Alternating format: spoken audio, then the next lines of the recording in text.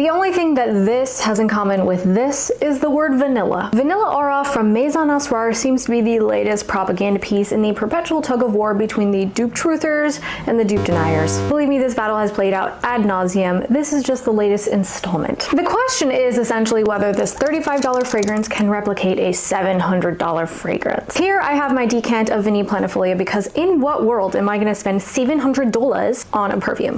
Not this one. I have also taken the time to do several wear tests of both into the deep dry down to make sure that I know what I'm talking about. Vanille Planifolia is touted as a super vanilla due to the high concentration of natural vanilla extract in here. They make a big point to tell you a lot about it, that it takes them 21 days to make the tincture. In my opinion, the high price tag, like all other luxury goods, is used as a barrier to entry to telegraph the luxury status of the buyer.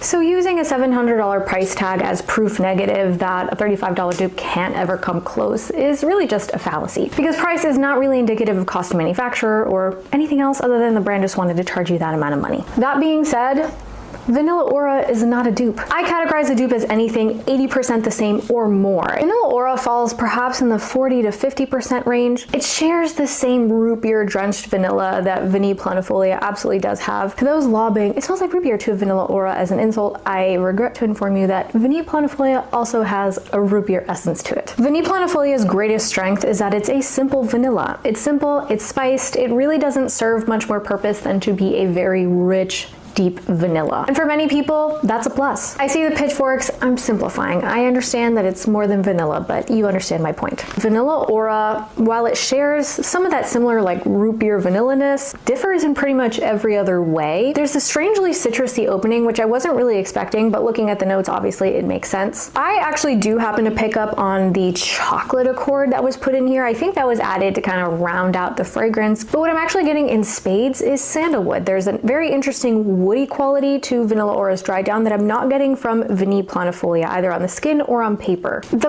best analogy that I can give you is that these are two college students and they've taken some classes together, but they are in completely different major programs. On its own, I do like Vanilla Aura, which by the way, dupes or supposed dupes are allowed to exist on their own. Like, you're allowed to like it even if it doesn't do a good job at being a dupe, if that makes sense. I happen to get a very interesting woody complex vanilla. I've read a ton of reviews, I've watched a bunch of reaction videos. I can completely see the people who don't like this, and I can understand why, because I fully understand where this can go wrong. And if you're really sensitive to whatever's making this smell like root beer, which in some fragrances I happen to be, hello, Caramel Cascade, I completely sympathize and empathize with the journey that something like this might take you on where it just smells awful. I can also completely understand the frustration in people saying this is a